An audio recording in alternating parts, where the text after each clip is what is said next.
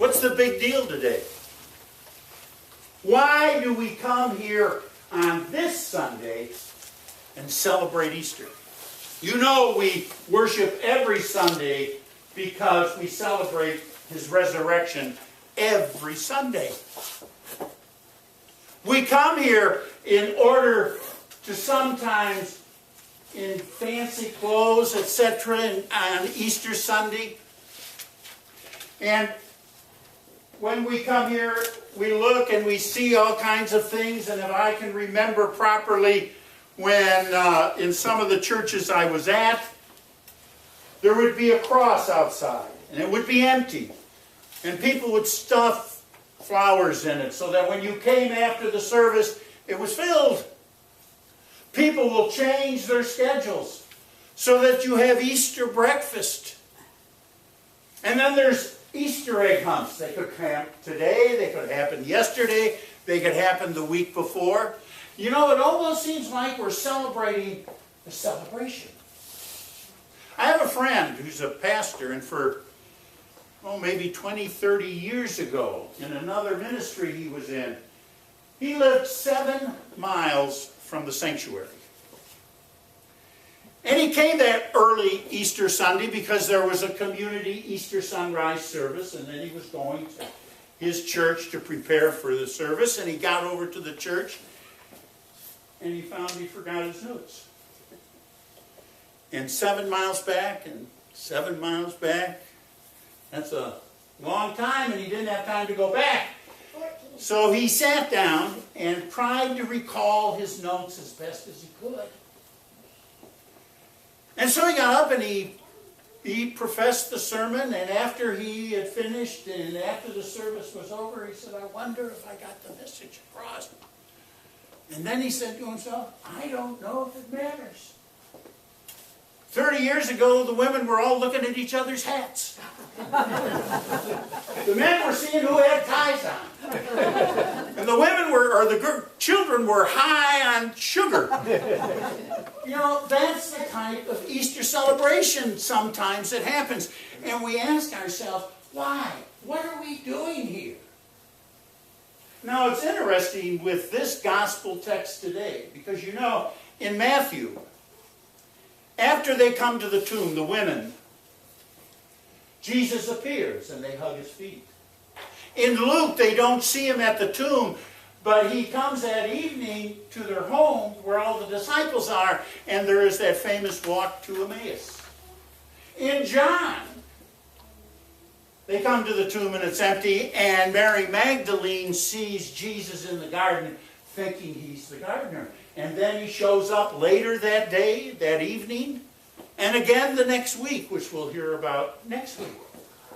It's almost, I think, sometimes that when we come here, we want to hear that gospel text say, here's Jesus. But you don't get that in today's gospel, do you? You don't see Jesus. Women come to the tomb, and the women see that the stone had been rolled away, that Joseph of Arimathea had rolled in front of it 2 days before. And they had been wondering who was going to do that for him. And this man in a white robe says to them, are you looking for Jesus of Nazareth? He's not here. Go and tell the disciples and Peter that Jesus has gone before him, before you folks to Galilee. There you will meet him. Now, when you look at this unique Easter message, you have to look at the Gospel of Mark, the whole Gospel. And if you go through the whole Gospel and study it, you find Jesus is having some difficulty with his disciples. In Matthew, he tells the disciples, oh, you of little faith. In Mark, he says, you have no faith. Think about this. At Caesarea Philippi, Jesus asks who they think he is, and Peter says he's the Messiah. And then Jesus says, I must suffer and die. and on the third day, I'll rise again. And Peter rebukes him. Jesus calls Peter Satan. And they forget about, and I will rise again. Twice more he says the same thing. And one of those times they wonder what he's saying. He goes up the mountain for the transfiguration and it says, don't tell anybody about this until I come again. And then at the Lord's Supper, he's giving the supper. And he says, I am going to suffer and die. But after I'm raised again, I will see you in Galilee. I will go before you. And what happens? He crosses the Kidron Valley. He goes to Gethsemane. He takes Peter, James, and John, who are closest to him, and he suffers agonizing pain, pleading with God to take the cup from him. And he doesn't. And what are they doing? Sleeping. He gets up and he meets Judas, who kisses him a kiss of betrayal. And all of the disciples, what do? Run like bejeebies. They get the heck out of there. They want nothing to do with it. And you never see the disciples again in the whole Gospel of Mark, except Peter. And what does he do? He slinks back into Jerusalem. He goes to the court where Jesus is being tried, and there he denies Jesus 3 times. That's quite a story, isn't it? That's quite a story. And what happens? This guy, this man in white, says to the women, go see the disciples and Peter and tell them I'm going before them. Even after all they've done, even after all they betrayed him and denied him and ran from him, where's Jesus? Going before him to see them. That's part of the Easter message. No matter what we do, no matter what we say, no matter how we act, no matter how we relate to Jesus, Jesus is always going before us to our Galilee where he will be there for us. That's a joyous message for us. Now the other thing that's strange in this gospel is that the women are terrorized. They're amazed, and they leave, and they don't say anything to anybody, which is ironical, because all during the Markan Gospel, Jesus says, don't tell anybody what you know. Don't tell anybody what you're seeing. Don't tell anybody what I've done. Now the man in white says, go tell everybody, and they don't say a word. They're good Lutherans. They keep it to themselves. But they're scared. And why are they scared? Think about it first. What would you do in circumstances like Jesus? First of all, we have to know that Jesus being crucified is no surprise. He challenged the authorities from the beginning. He criticized them. He belittled them. He shamed them. He mocked them. He did everything.